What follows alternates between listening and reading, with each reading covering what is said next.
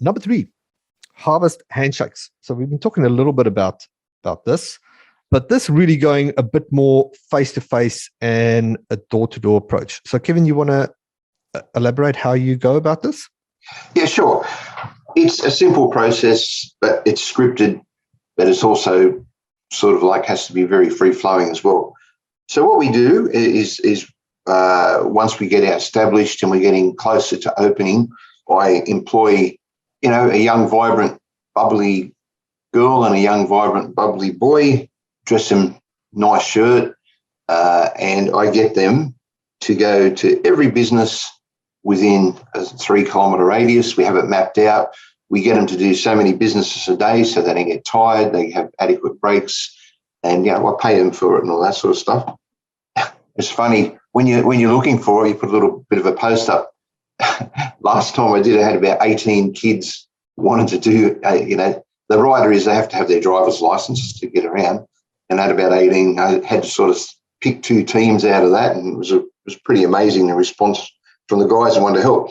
It's a simple task. They just go to every business and make it very casual. They just go and just say, look, don't want to take much of your time, just want to let you know that we've got the new martial arts place down there in Johnson Street, which is letting everybody know about it, and got a bit of an offer for any of your staff that want to come. They'll get a discount on the trial just to see if they like it. And that goes for their family and friends as well. Yeah, mate, no worries. And by the way, is it all right if I leave a few brochures here on the counter or chuck a poster in your window? If not, that's cool. Nice to meet you, and hope your business is going well. That's the script. That's it.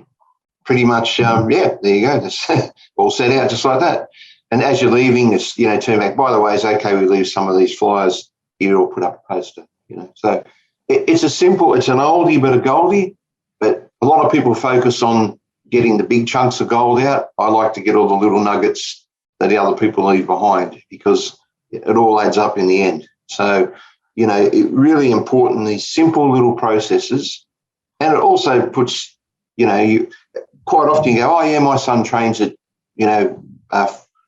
Fred's Kung Fu school or whatever. Oh, that's fantastic. That's great. And the guys are told to, really be excited if it's another martial artist, because I pay them in gold, Shane. No, I just pay them a normal wage for the time. And, but they love it. They absolutely love doing it. So you got to get them excited. You don't have it. It's 4-hour days is maximum. So, because they just burn out, and they've got to go between 10 and 2.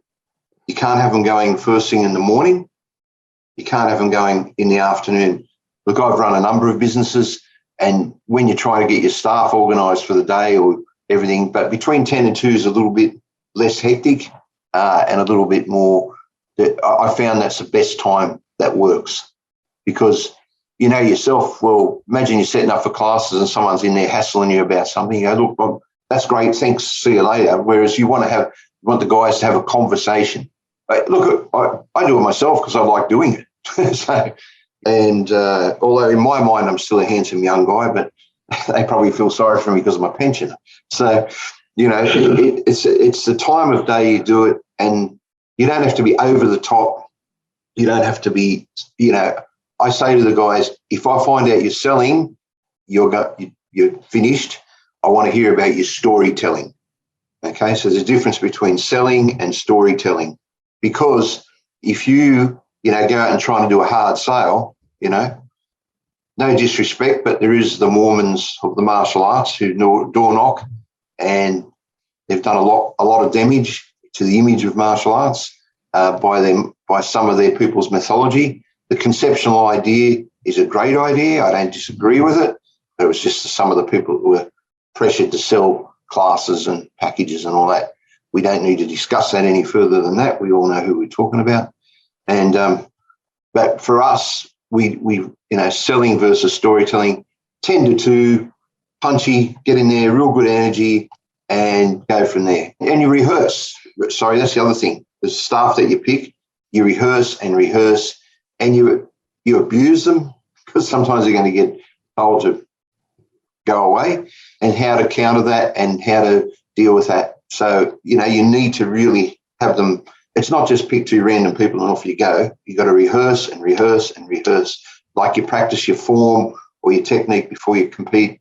You know, you got to. It's the same thing applies. All right. What are you getting from this? What do you like? What can you use? Love it, especially the 10 to 2 p.m. It's all good stuff. And here's the thing, right? Even if you had two people knock on 100 businesses and what appears to you nothing happened, they walked around with your business shirt, your logo. Again, here comes your online ad, New Martial Arts School, and all of a sudden, maybe they know it instinctively or subconsciously, it feels familiar because there's been a touch point and a presence. So everything builds on top of each other. Shane's script is awesome. All right, perfect. Anything else on? Just one more thing. When the guys come back in, you sit down and you have a full debrief with them, and they tell you the names of the businesses they've been to, and you need to keep that into a separate spreadsheet where they've been. And if they've got names of who they spoke to, that's great. If they haven't, it doesn't matter, because they might just, you know, go to the plumbing store and see Rob, and, you know, they write down Rob from the plumbing store. Okay, they spoke to, just because that makes a little difference if they come in, people come in later. The second thing is, what was their experience? And from that debrief, you may alter the little script a little bit differently, because, you know, I come in and I say, look, you know, this guy told us to F off, you know, that's happened. So I usually go around the other balaclava later and sort that out. No, just joking. Okay. But you go, and that's disappointing to hear that, but that's only been once in about 15 years, you know, so probably having a bad day, maybe a bad life, I don't know. But seriously, the debrief, you'll find some information and help them with their training, and then goes from there. So we had two teams, and we didn't have a competition, but they created their own competition to say, oh, I'll bet you I can get more people come than you. And I heard them talking, having lunch. It was quite funny, actually. But it was, so I just let that organically feed itself. True sales ambassadors love to compete. You should do it at least twice a year, every year, Shane. Even if you go back to the same business 5 times. It's funny. Sorry, this little sidebar if I can. The guys went to this business every year for 5 years, and he said, oh, look, stop. I'm coming down with my wife and 2 kids, and we're going to join tonight. And they said, and one of the young guys said he was a bit shocked. He said, what do you mean? He said, you've been coming here every year. And he said, every year I think to myself, I'm going to do it.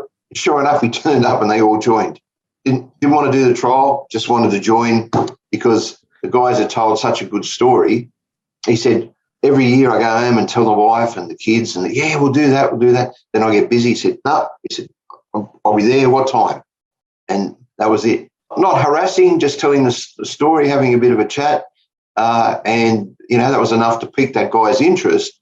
But, you know, he was really busy and he said, no, I'm coming down, and he joined up. So that was a really big win, that one. I just have a question on your staff. How do you get your staff well-versed on this type of approach? Do a lot of them do it? What type of feedback do you get from instructors and so forth? So generally, it's generally in instructors, the younger instructors. We offer to them first, that group, but we have it to, you know, we try to ensure that they got the right, you know, you can tell who's a good communicator. You just listen in the staff room, you watch them on the floor, how they interact with the parents. So, you know, it's your 17 or 18-year-old that will come out after class and say, oh, look, your son did really well today. He's improving on his kicks, and just has a quick chat to the parents as they pick them up from the door or in the, you know, waiting area in the car park. And you go, and I just mark that in my mind that that's the sort of person I'll get to do this process. And, you know, they really like doing it. You know, it's a fun thing for them, something different. And Yeah. There was a few questions on that, George. Do you want to answer those now? I saw come through. Is the staff from outside? No, that do the no. door-to-door? They've got to be your own members. They've got to be passionate about what they're doing. Because you don't want a salesperson. You're just shooting yourself in the foot. Yeah, especially if it was a salesperson with targets and a KPI to meet. It could be more damaging than good. Tom, do you go to the same business twice a year or different businesses? Sorry, yeah, we split the businesses. We do this half and then that half, and then we repeat the following year. So they only see you once every year maximum. Perfect.